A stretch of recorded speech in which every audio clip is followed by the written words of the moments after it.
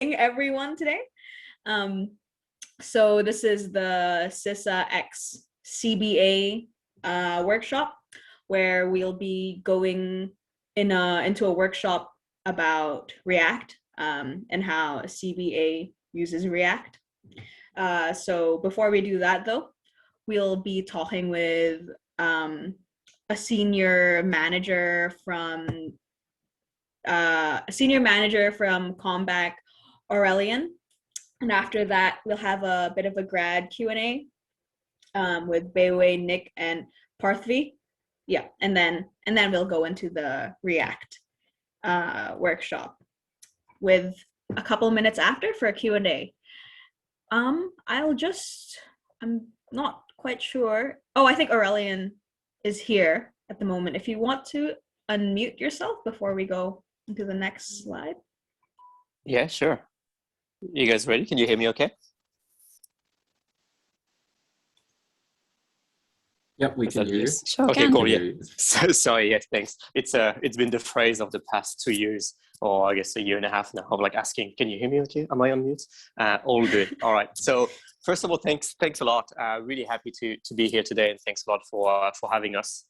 Really, and I really wanted to take just a brief 5 minutes to discuss a little bit software engineering, because this is an area where we get a lot of grads, I guess, or a lot of people joining the team, and demystifying a little bit software engineering and the various roles and what it means at CBA, right? So very briefly doing that. So before I start, I'll quickly introduce myself. So my name is Aurélien Godin. So originally from France, sorry about the accent. And I have about 20 years of experience in software engineering. I'm currently the .engineering chapter lead, which is the engineering chapter lead looking after practice for software engineering in the retail bank at CBA. So software engineering, right? When it's very hard when you go through uni and, you've been asked for the last probably 10, 15 years, what do you want to do when you grow up? And it's starting to become a reality almost, and you still don't know. And that's completely fine. And there's a lot of various roles and job families, I guess, you could land into with a degree in engineering. So if we look just very high level at the different types of roles you could get in, right? There's 4 or 5 main ones. You can go into cyber and security engineering, right? You could go into data and data science. So both for, really the data science, which is mathematics and modeling and all of this, and the data engineering of processing that data. You could also go into systems engineering, which is really the infrastructure, managing systems, kind of cloud, and scripting and doing setting up environments and a bit of like support and operations for that. Or you could go into software engineering, and quality assurance, I guess, is really part of the sort of similar job families these days. And I'm extremely biased. Like I said, I have a 20 years experience in software engineering, but I think software engineering is still a very versatile and a great place to start, especially as a junior engineer, for various reasons, right? Software engineering is really your client-facing type work. So everything you do, whether it's front-end or even back-end, is going to be serving, touching, interacting with customers directly in a way. And it's really the programming, the development work. The reason I think it's very versatile is because everything is sort of converging into software engineering these days. And Satya Nadella, who is the CEO at Microsoft, keeps saying that every company these days is a software company. It doesn't matter if you build self-driving cars, or if you're a food delivery, or if you're a bank or a tech company. You need to do software. You need software engineering, because that's the age of the digital transformation that has been even more so accelerated over the past year and a half because of COVID and the pandemic. So software engineering is super versatile because everything converges into it. If you look at all of the roles, the life cycles of development, I guess, there was often a lot of things happening at first, like setting up the infrastructure, architecture before you start development. And that's really shifting right into software engineering. So, you really have trends like infrastructure as code these days. So even your systems engineers need to be able to code and write, call APIs and write code to really build that infrastructure. Architecture is really also moving into the solution design and empowering solution engineers to do that rather than someone does it upstream and then you sort of forget about it while you develop. And then everything that used to happen a bit after software engineering or the development part, which is security, testing, performance, is now shifting left. So software engineers are really expected to do more testing and a very important part of the job to care about security of their code and how it's built and the performance as well. So really much converging, and I think software engineering, again, that's a bit of my sales pitch for software engineering in general, but I think a good place to start because it gives you that ability to touch a little bit of everything. Now, very briefly, software engineering at CBA, right? So you have multiple options at CBA. We obviously have BankWest as well with a big software engineering arm, but for CBA, us directly here, software engineering would either potentially set you up in the retail bank, probably the biggest space for software engineering. So you would work on applications like CommBank, NetBank, CommBank app, or all of the internal applications. Or you could also work in the areas like CommSec for trading or CommBiz for the business application that businesses in Australia rely on us for. One of the two things kind of important in terms of the role software engineering, it's all over the place as well. Even if you pick this, you're like, oh, should I be front end? Should I be back end? Should I be full stack? There's a bit of FOMO happening and trying to do different things. Doesn't really matter. But you also have that option. You want to be a native developer and do really like iOS and Android type development or that type of development, right? And then finally, one of the important parts to keep in mind with CBA, and that's a bit of a differentiator for us in software engineering, is what you get at CBA is a bit of that scale. We have something like 8+ million active digital users, and probably like 7.5 or 7.2 million logins a day, just alone on the CommBank app, for instance. So you can imagine the scale that comes with this, the importance of doing things the right way, of caring about security or caring about performance and the way we're building things, design patterns, and really, upskilling and uplifting your development. I mean, your career development as a software engineer to the next level. So it's not about just hacking and getting things done and really just, I'm going to code. We do that, obviously, but it's also really making sure that we're doing it the right way. So following right practices, best practices, and have a lot of like senior talent in the teams to really allow you and support you to do so. So that's a bit my view on software engineering. Again, something we often get asked. Wanted to sort of debunk that a little bit, demystify that a little bit for you guys. Feel free to connect on LinkedIn if you want just some tips and tricks or some questions you might have in the future, related or not to CBA. Always happy to help out. You guys are really the next generation of software engineering. And like I said earlier on, it's something that's becoming extremely important for the industry, but also for everywhere, for any really industry in general. So thanks a lot for having us. I'll hand over back to the next presentation now. Cool. Thank you for that. It's always nice to hear that you're needed. So after that guest speaker talk, we'll move on to the Grad Spotlight.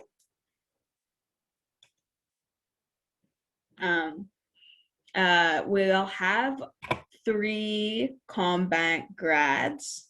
If they can just, looks like they're here. If they could unmute themselves and give a quick intro.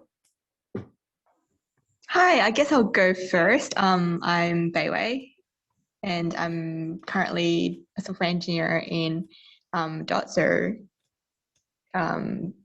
we work on, so I guess Dot as our area works on, as already mentioned, NetBank and CommBank app. For me, I'm actually on NetBank, so the online banking system, and our team works on just the different features. So business will come to us with, we want to uplift this form on NetBank, or we want a new page for this product, and our team will take that on.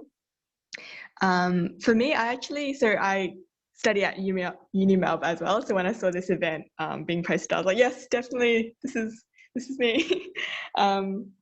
But I didn't do computer science. I actually just did Bachelor of Science and majoring in electrical systems. But throughout that, I'm sure you guys might be aware that you're able to take electives. And so I took a few programming subjects and I really, really enjoyed them. So when I was kind of thinking about next steps, when I saw like CommBank had an opportunity to go into a software role, but not specifically, I guess, like they were willing to teach you, because for me, I hadn't come from a strong software background, so I didn't feel super confident going to one where they were just throwing you in the deep end. I applied, and that's how I guess I'm in my current role now. In the graduate program, there is opportunity to rotate, to go try out different teams. For me, I've been in 2 different teams and worked across 3 different projects. A very brief outline. The first project was like an in-house tool that's used to, it's called a feature flagging system, and basically it's used for like if you're deploying an app, for example, to production, but you don't want to deploy it to all customers all at once, because like, for example, if something goes wrong, you want to be able to flag it while it's only deployed to a very small number of customers. So you can put kind of a flag in there that you can switch on and off. For example, if there was an issue, you can switch it off immediately. And it can also be used for piloting. Like, for example, if you want to test whether a new experience is performing better than an old experience, you can make the new experience only available to a percentage of customers and use analytics to track that. The second and third project were pretty similar. They were both customer-facing features on the NetBank online banking platform. One of them was a form for, I don't know if some of you guys CBA customers, you might have a Smart Access account, and you probably, if you sign up online, you would have used a form to put in your details. So we uplifted that form because it was kind of outdated, and there were some new features that business wanted. And the second one was called customer verification. So again, if you are a CBA customer, you've probably done something like putting your driver's license or your passport or something to verify your account, verify your identity before you can use an account. So we're currently working on that actually at the moment, and implementing a few features and uplifting that form as well. I guess in terms of my approach to, so I guess it's interesting with COVID, with work from home. Our team currently is 100% work from home. I guess, yeah, obviously with the lockdown, but even before then, I think it depends on the team, but for mine, we had a very strong culture of work flexibility, because there's people in our team with kids or other commitments, and they're kind of respected in your schedule. Like, as long as you get your work done, it's not really a big deal, and we can still achieve our sprint deliverables. So that's probably one of my favorite things about working CBA. Anyway, I'll pass it on to Nick. Hey everyone, I'm Nick and I'm a software engineer. The team that I work in at CBA is called Digital Platform Engineering. And what we do is work on the bank's cloud technologies. So we get exposure to AWS and Azure. And specifically what my team does is we create services that other teams within the bank can use so they can access the cloud. One example of that is we've created an API that teams will call to deploy their apps to production. So effectively to release them. And before that, I actually started in the bank working in cybersecurity. So in the grad program, you get to do 2 different rotations, which are 9 months each, where you can do 2 different roles. And my first role before I was a software engineer was an analyst in cybersecurity in a team that was then called Cyber Outreach. So I've tried a few different roles actually in my time. And when I was at uni, I did mechatronic engineering and computer science at UNSW. I think that's everything for me. I'll hand over to Parthy. Hey guys, everyone. Well, firstly, hope you're all doing well, staying healthy. And I guess my name is Parthy Shaladia, and a bit of uni background. So I graduated with a Bachelor of Science majoring in Engineering Science, Software, Computer Science and Data Science from the University of Western Australia back in 2019. So yes, I'm from Perth and I'm an interstate grad as well. So I moved to Sydney in February last year for the grad program. Although with the circumstances we're in, I had the opportunity to go back to Perth, and the initial plan was to work for a month, but I funnily enough, I ended up working from Perth for 8 months and ended up coming back to Sydney at the start of this year. And I've been in Sydney ever since. So I guess that kind of shows the flexibility that CommBank provides as well. They were very open for me to work from Perth. In terms of my team, I'm currently a software engineer in the digital home buying team. So as the name suggests, working with home loans. So I'm in the retention team, which means providing digital capability, digital tools for customers to, once they have their home loans, to be able to manage their loans a lot easier through NetBank. So that's me.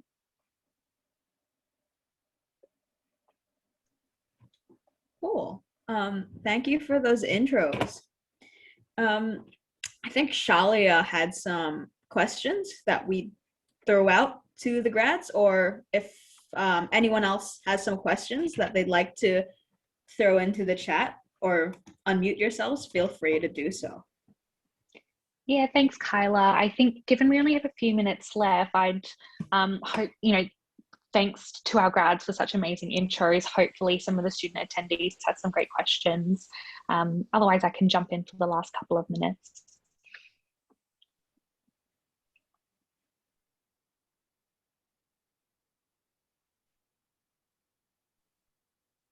No one's feeling brave today. All right. Oh, here we have one. What was the interview process like? What did CommBank value? Great question. I'll hand over to our grads.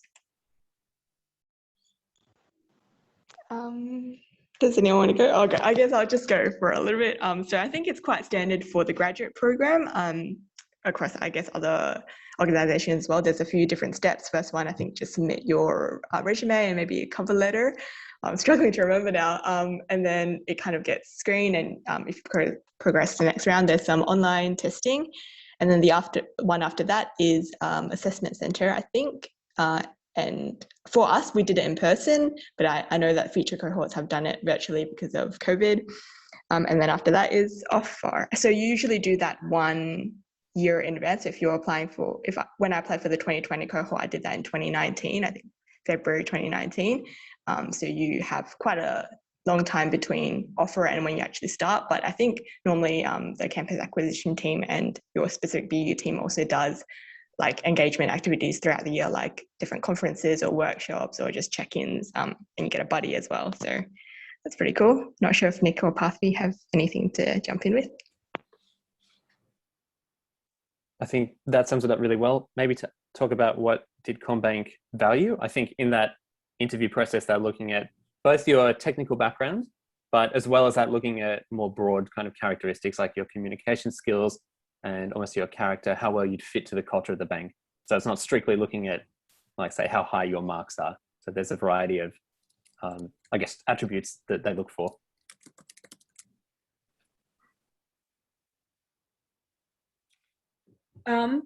I see there's some questions about front end and back end. We might leave those for later because we are going to be talking about front end in depth for the next 30 minutes or so. But I just, out of personal curiosity, actually, Bewe, you mentioned there was an online assessment. How long did you have to prepare for that? Is that some sort of like coding assessment? Are we talking leak code? I guess that's quite standard in tech. Yeah, so I think for us, because the whole program is like, for example, if you're trying to interview for a software engineer, because you're into the broader ES stream, so it's not necessarily just software engineers, like there can be tech BAs as well. So I think it's less technical than, say, you're applying for a specific software engineer role. So for me, I kind of prepared with just general interviewing, like going on the CommBank website and looking at what kind of things they do value. So if they ask me questions about that, they also do ask questions, I think I remember, just about your experience, because they also want to get a feel of, like, if you were accepted, what kind of role you'd be interested in. So if you have experiences of engineering projects or particular interests, like particular frameworks or languages, and you can talk about them, then that kind of shows I guess your enthusiasm for those kind of roles as well. But in terms of actual like coding, I didn't do any coding specific ones. Cool. I hope Thank you. you don't mind jumping in for that question just really quickly. So Shalga here from the Campus Talent Acquisition team. We use a package of 3 online assessments if you're specifically asking about that stage. So one is our talent screener, which is more sort of behavioral, situational based testing, nothing you can do to prepare for that sort of test. And we also have numerical reasoning and inductive reasoning. And for those who haven't done inductive reasoning, it's sort of like a pattern recognition. So for example, they might ask you for the next shape in a series, and it's kind of that logical spatial pattern recognition sort of test, but no, absolutely no coding tests for the ES program. Sorry to jump in. No, that's great. Thank you.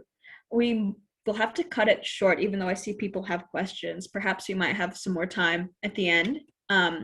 But for now, let's go into the actual workshop itself. Thank you for your wonderful answers, and to the grads for their wonderful breakdowns of what they do at CommBank. Okay, so here we've got the senior engineer, Vanita, will be going through CommBank's front-end system. Vanita, if you could unmute yourself. Hey everyone, it's Vanita here. Just checking that you can hear me. Yep, I can hear you. I assume everyone else can. For anyone who hasn't yet, these next couple slides are a bit more, I guess, comprehensive and technically detailed. Put the link to the slides one more time. Vanita, I know that there's quite a bit of info here. If you need me to go on to like the next slide, I'll try to keep up. Just let me know if I'm going too fast. I do have the PDF. I've got a slide pack, so I can do that. That's all good. Could you share your screen? Yeah, I'll share my screen. Lit. Thank you. I think I'll have to take my screen sharing off you. Yeah, I'll stop sharing.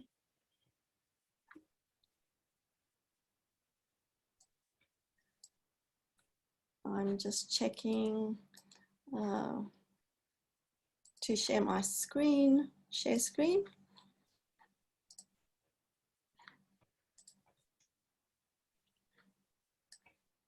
Cool, we can see it. With the agenda?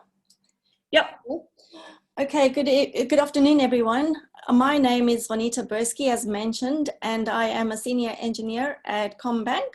I've been doing software development for a good number of years and more focus on the back end. However, from the past 3 or 4 years, I've been focusing on front-end frameworks just to get more exposure to the front end and to learn new things, and I have a special interest in that. So there's quite a few points that I'm going to touch on today, and it's more to give you an exposure to some of these buzzwords that you might hear if you start applying for jobs, going on interviews, and even if you start working. So things like responsiveness, animations, accessibility, what are all of those? And you may get questioned about these things if you are applying for a software or a full stack role. So I just wanted to do a virtual hands up, everyone. I'm not sure how many of you have actually worked with React. So if you can just raise your hand virtually, it would be good to see the level of knowledge that everyone has had exposure to React. So I think, yeah, there are a few, quite a few of you. Yeah, not everyone.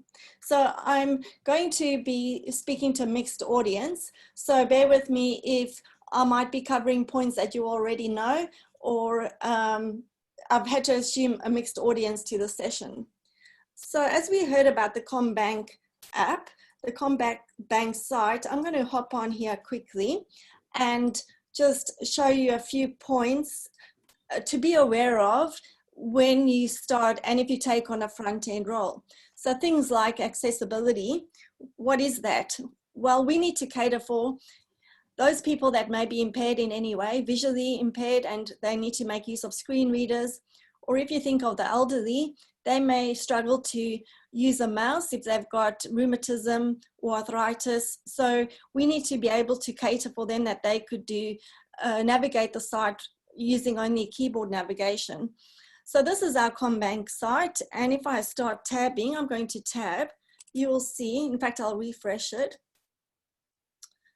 and go onto the main site. So if I start tabbing, you're going to see that there are a menu here on the top left, and that is for the accessibility features so that you can actually navigate the site using only the keyboard. And there's certain things to be aware of, things like keyboard traps. If you go and search, for instance, you need to be able to access the search bar and then escape it if needs be, using only the keyboard. And sometimes we do get components that do have keyboard traps, like for instance, a drop-down box where you start trying to select an item and then it just keeps on looping around the different items and doesn't escape the box except with a mouse. So that's known as a keyboard trap. So there are things like that to be aware of. And it's good just to have an understanding of it for if you do get asked these questions. Also with accessibility and being specifically a banking, but any public facing website, if we're not providing functionality to disabled people in any way, it does open up some legalities as well. So it's not just a nice to have, there are other implications, legal implications about not providing that. So another thing that I mentioned is responsiveness. And also before we jump into React, I'm going to be showing as well on this main page. But if I go and just change the width of the viewport, you can see it goes from 3 columns down to 2 columns and then 1 column. So that is to take into account the different devices that we use, be it a laptop or tablet or mobile phone. We need to keep these things in mind for when we are developing. And sometimes our components, design systems, will be able to give us that functionality. We have Flexbox and grids that we can use, but just to be aware of it. So if I go on to if I inspect this page, I just want to show you the dev tools. And we can see, if you're doing front-end development, you will get across these tabs quite quickly. The network, we can see what's happening with our requests, and we'll be seeing that today as well. And then console, we can do some logs. If we need to do some console logs, we can get them from there.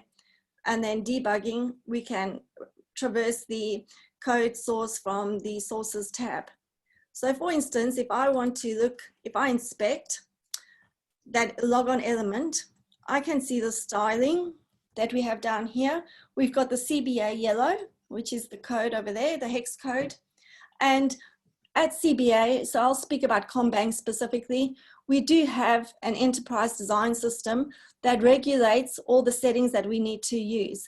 So things like the actual font, the size of the font, the icons, the colors, all of that is actually specified. So it's not up to the developer always to make those decisions. It is mandated by the company and by the organization that you are working for. So that's quite a big part of UI and UX. And normally the developers would be provided that information and you would have to work alongside that information. And just a quick thing about animations before we move on to React and deep dive. We've got the search icon here, and you can see that there's a bit of animation going on. It is transitioning with a bit of a delay.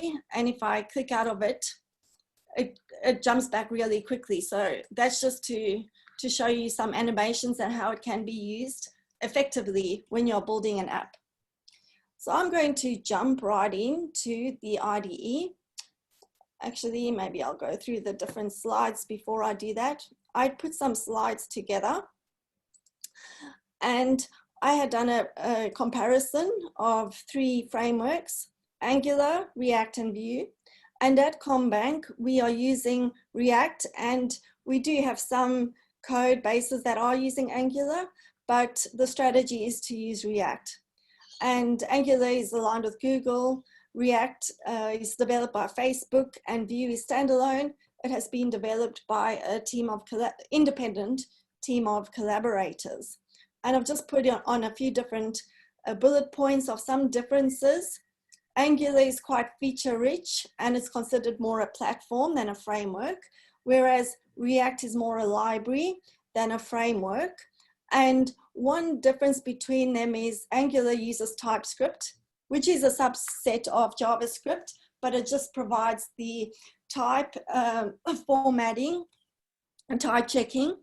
React uses JavaScript plus JSX, and you can optionally use TypeScript. So we have at CommBank been using TypeScript as well, but for this demo, I'll be using JavaScript.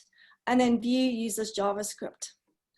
Just to note that all these frameworks are to enable building user interfaces, creating reusable components, and they are all three under active development. So what is a single page application? It is when a server sends only one HTML page, thereafter the framework takes over and controls the UI. And this is achieved by dynamically rewriting the current page with new data from the server instead of loading entire new pages. And the goal is faster transitions that make the website feel more like a native app. So I've got 25 minutes to deep dive or shallow dive into React. So let's get right into it. And you might be wondering what we are going to do today. Well, we are going to create an image gallery with some ready baked CSS. So disclaimer, this is not a CSS course. So I have already prepared some CSS for styling, but the whole point is to just show you how to get started, show you some key points in React, and then to call a REST API and see the results. So I've brought up my IDE. I'm using Visual Studio Code, and we do quite use that at CommBank. Also, another one is WebStorm, whatever you feel comfortable in, but I'm just going to dive right in using Visual Studio Code. It is freeware, so if you don't have it downloaded, you can just jump on to Google and search for it and download it. So what I'm going to do is create a React app. So React actually, there are some prerequisites before you can start coding in React. You do need Node. So if you don't have Node, you might want to install Node, and Node comes with NPS as well. So you can just search for installing Node and jump onto the Node and download. It's quite an easy process. You could go and get for your platform, relevant platform, and get the node that you need. So once that's done, we want to install our React app. And if you search on Create React App, the first link will come up, and this provides a scaffold. So we are able to use this to create a scaffolded app that we can get up and running quickly and start using the structure to create our own applications. Now, just to mention that React is unopinionated, which means that lots of decisions, design decisions, and folder structures and that type of thing, naming conventions, are left up to the developers to decide on. Whereas something like Angular is quite opinionated. You have to work within the framework that they specify. React is a bit more loose. But let's get it up and running. And I'm going to just from here, make a directory called temp, I guess, temp Melbourne would be good. Seed into that directory. And I'm going to create I'm just going to check the Node version. So I've got 14.1.0. It's a bit out of date, but this is my personal laptop, which I don't always work on. So I'm going to run the command, which we can get over here on the Create React App. npx, create React App, and your app name. So there are the instructions, and I'm going to run that quickly. It does take a couple of minutes to start up and to download. So if I just call it the same My App, I'll call it My App for now, and just kick that off. So in the meantime, while that is running in the background, it would be good to know what we are going to be developing. So I've created a wireframe, and this is just a basic wireframe. It's a one-page application. We have a header and in a search bar similar to the search bar that we saw on the CommBank app, just a standard footer. And then these little boxes are placeholders for our images. I've got a 3x3, but it's a 3 columns in a flex box, and then as many images as I request from the back end, so you can scroll down. So it's 3x, if that makes sense. So that is the wireframe of the app that we want to get up and running. And you may be wondering, where are we going to get these images? Well, luckily for us, there is a site, and I'm not sure how many of you are familiar with Unsplash, but Unsplash is a great resource for grabbing free images. So if I go onto the main page, the internet source of freely usable images, we can use these without any licenses. So we are within our rights to be able to hop on here and find any images and bring those into our app if we so desire, or if we wish to. And Unsplash has got an API to be able to interact with it, a REST API. So if you go to developer tools, you may need to have a login to get to the API developers tab, but it is free to get a login, so you can just always create one. I already have one. And if you go onto this page, you will be able to see the API. There's the request, a GET request, and then there's the payload that we want to use. So I did have to apply for a developer key for security to be able to call the API. But if I bring it over here, I will show you one of the GET requests, which I'm testing within the browser. And often we use Postman as well for any post requests, but the browser here is just fine to test with.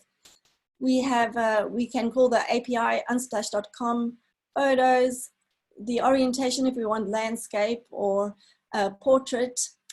Count is the number of images we want back, and then my API key. And we can use that to search on separate images as well. So here's an example of a payload.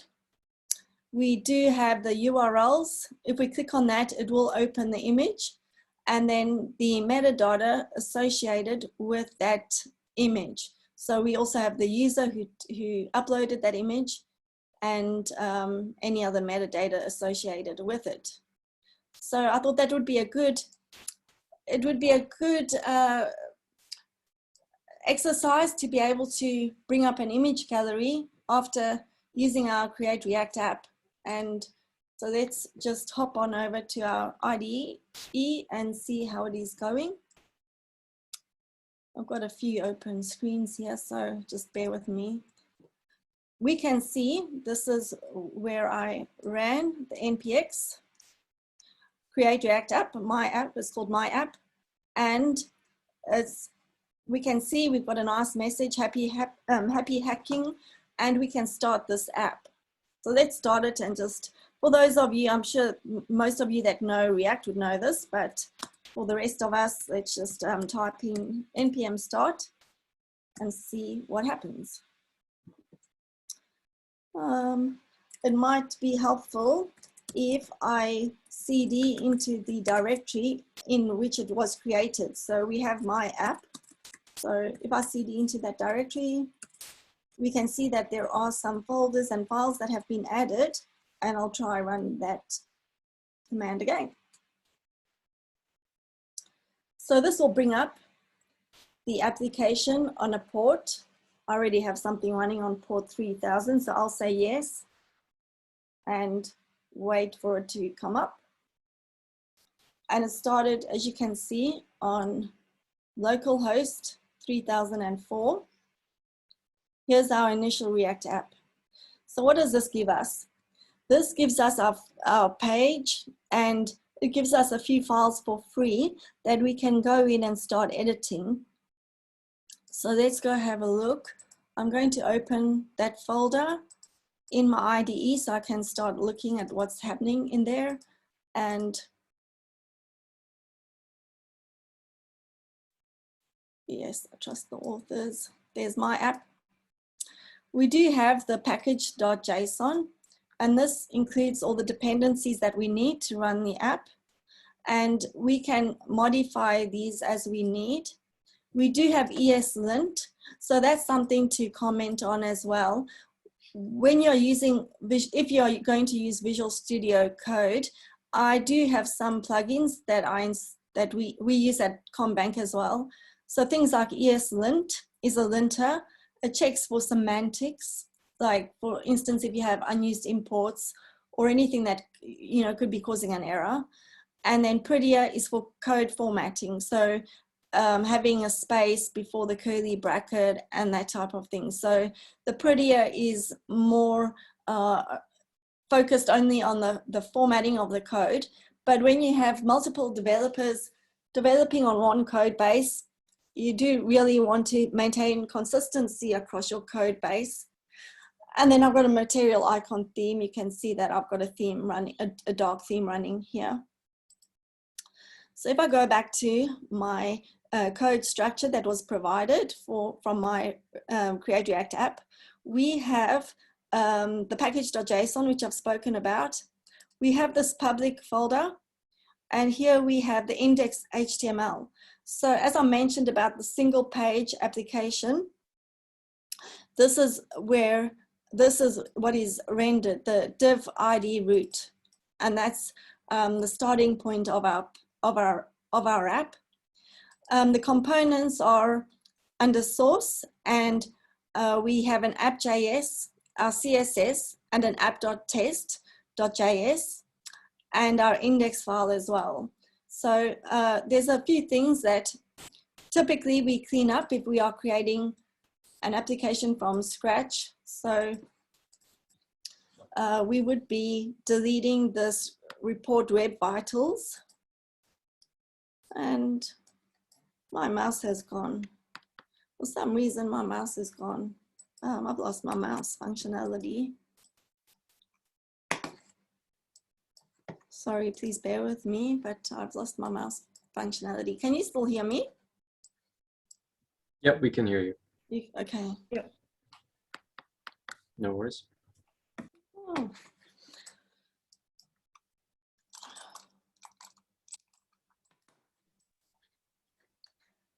Maybe your battery's, Vanita.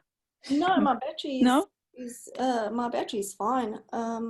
It's just that my screen has actually just frozen. I can't click on anything with my That's okay. Technology does that. It's like completely everything is frozen. So, oh my gosh.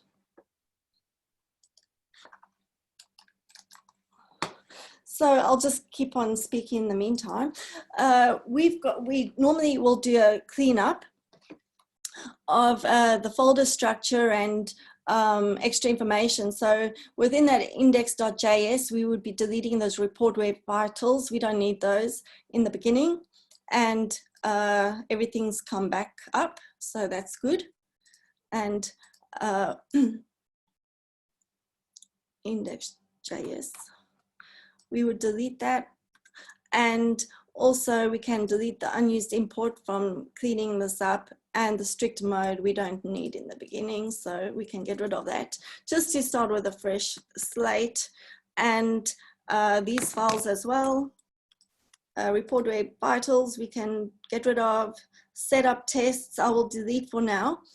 Just to mention, I'm going to mention something about the testing. We do endeavor to stay above 70% of test coverage. But testing, unit testing in itself is a topic of itself as well. And what we are using is mock service worker, and it creates a great util to be able to create our unit testing and to check on our unit test coverage as well.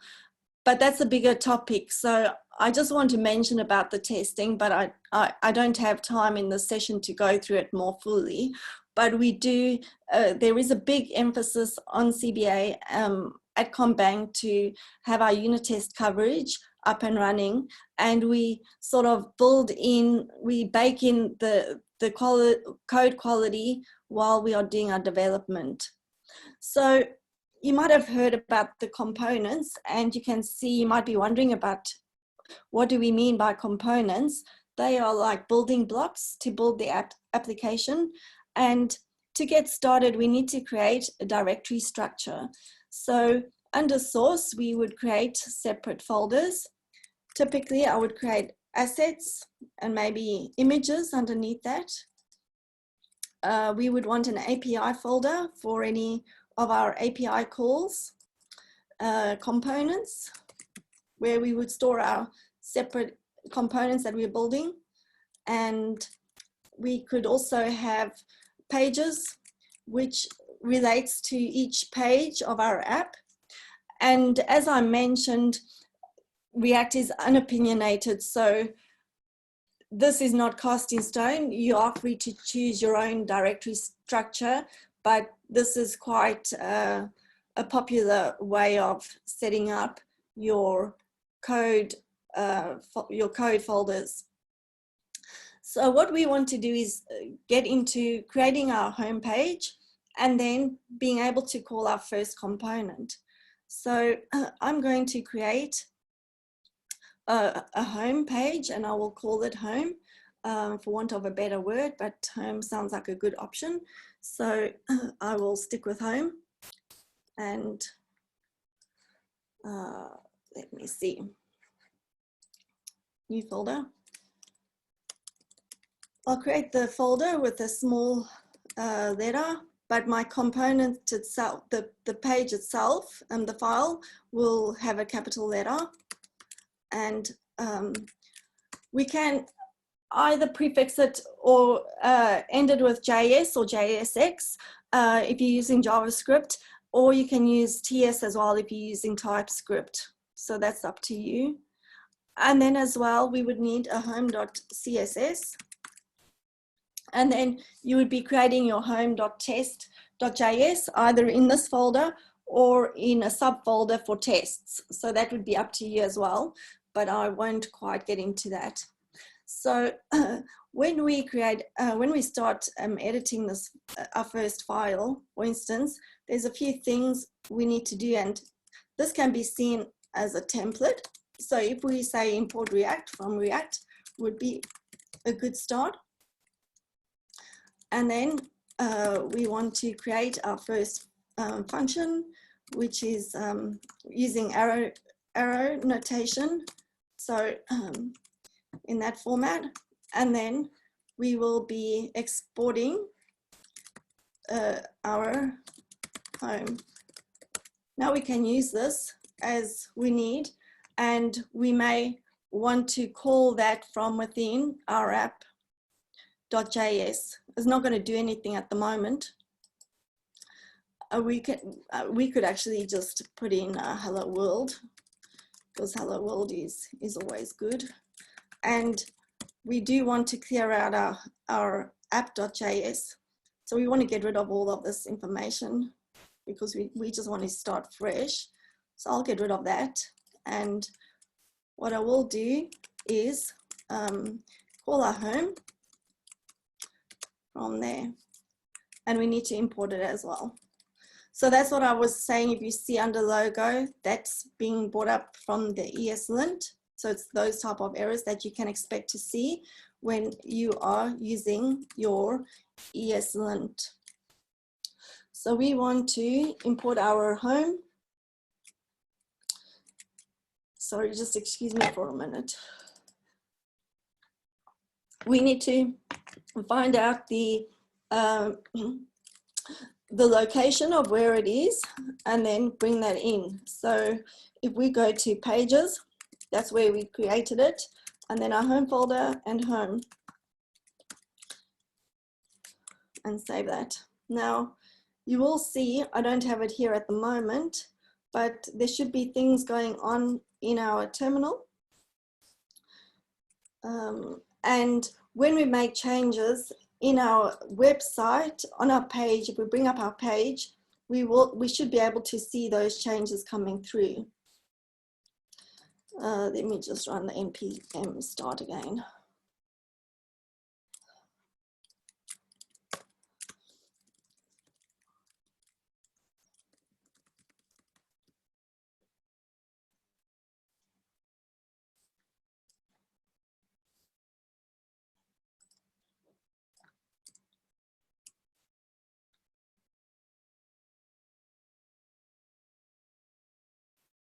So we'll just wait and see. Home, nothing was returned from render. So there's our first error that we need to go and have a look at. And if we go to our home page, we need to actually return that. So my syntax there is incorrect. And what we do need to be doing is a return. So I will add that.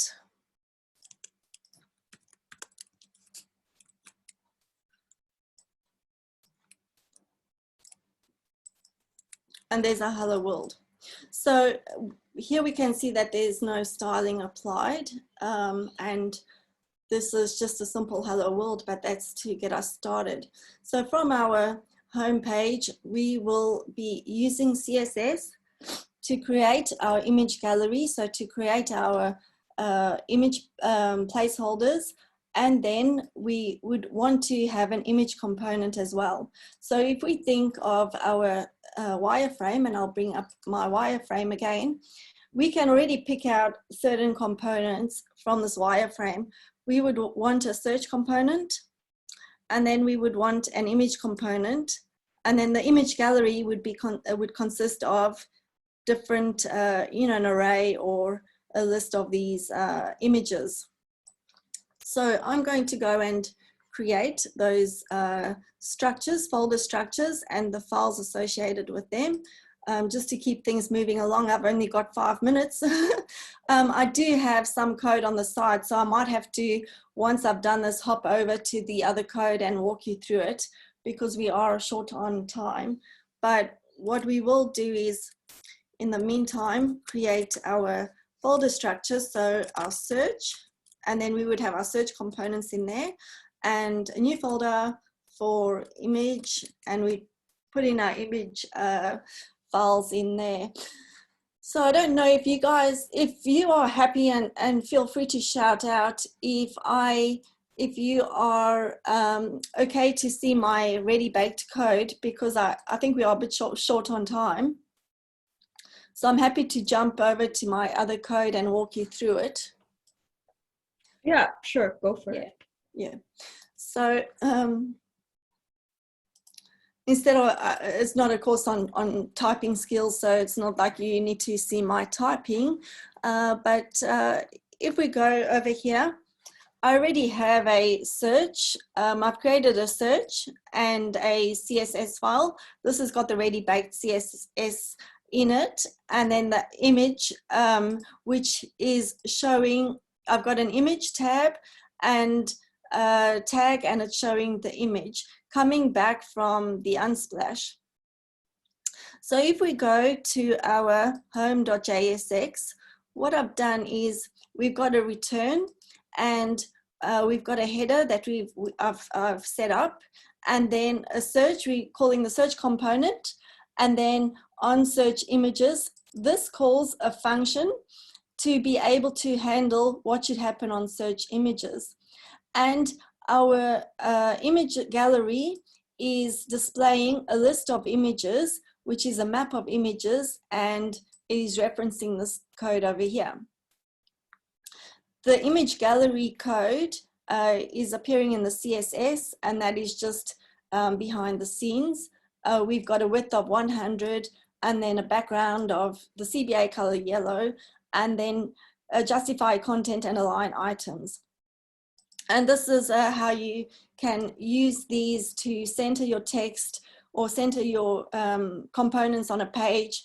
You can align them to the left or to the top or wherever you want to place your items. And then a flex wrap, which is a wrap. So if I run this application, I'll show you, I'll bring it up, npm start. To go into our, I wanted to speak about the hooks. So React has provides us with hooks, which are functions that we can use, and things like use effect allows for things like component did mount, component unmount. It is those lifecycle methods. So hooks are a fairly newish feature of React. They came out in 2019, and so they replace quite a lot of the older features. So if you take up looking at some code that's already been written, or maybe a bit older code, pre 16.8, you might find that the code layout is slightly different because they're not using hooks. And so it does, the hooks feature has simplified the code quite a lot. And once you start working with hooks, you might find that you don't really want to go back to using the pre-hooks. So that's what the use effect is.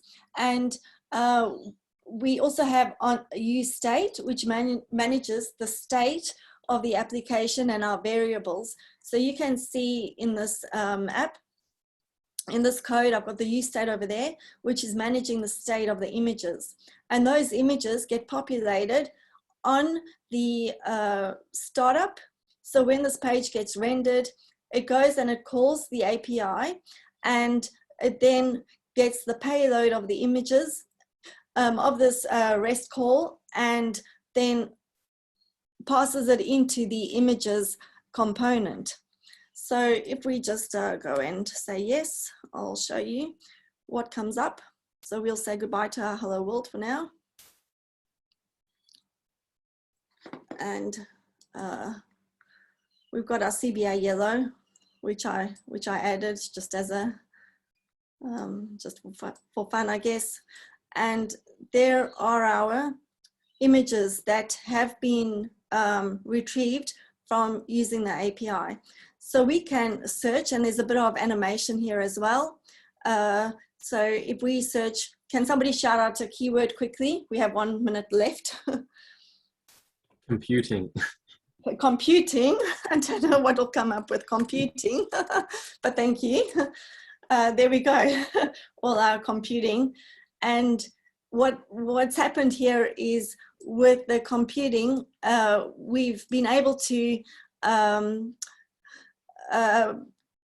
handle this on search images. On search images then takes that entered search text, which is computing, and it goes and it gets the searched images, which is something that you can use, you can name yourself, this function. I had separated it into its own file. So under image API, I've got the Unsplash API with the entered search text. And if you go and have a look under our network tab, you'll be able to see, if I inspect, we'll be able to see that request going through. Network, I just have to expand it.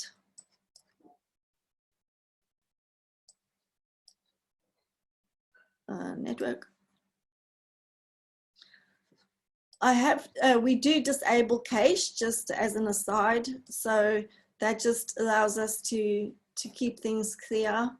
And there are all our responses coming back, our request, and then you can see the items coming back as well.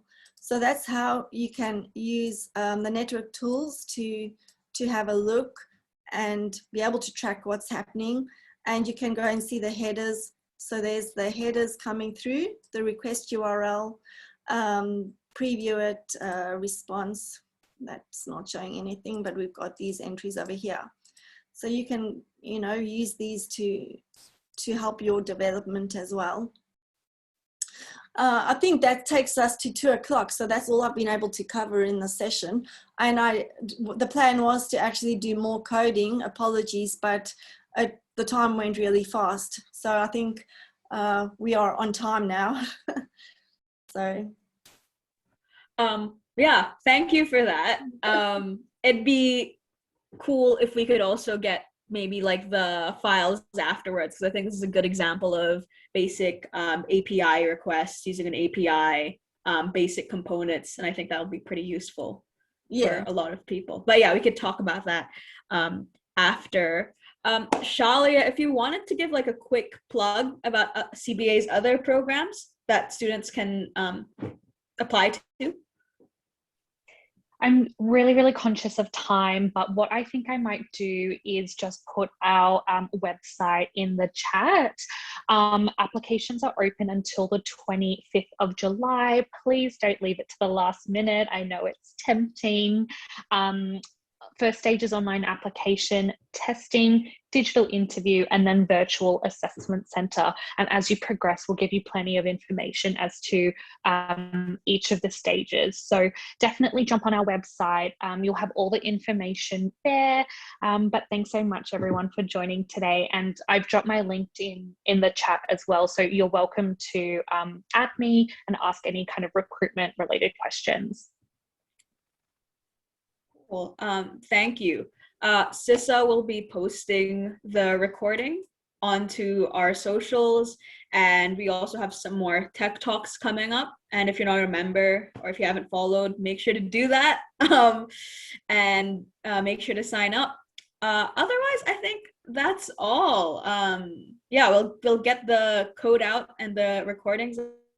Otherwise, thank you to CBA and thank you to everyone for attending. Thank you. No problem. Thank you. Bye. Thank you.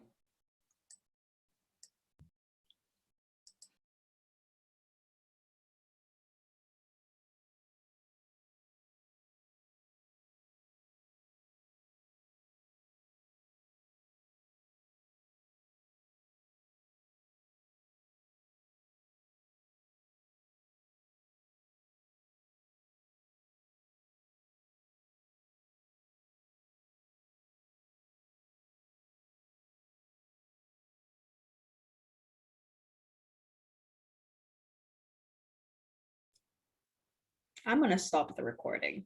I feel like the recording will just end with my big face on the I can be the last one. No, I wanna stay behind. Who Only wants cool to be kids stay last? behind after the. Wait, I'm gonna stop recording. Actually, stop. Yeah.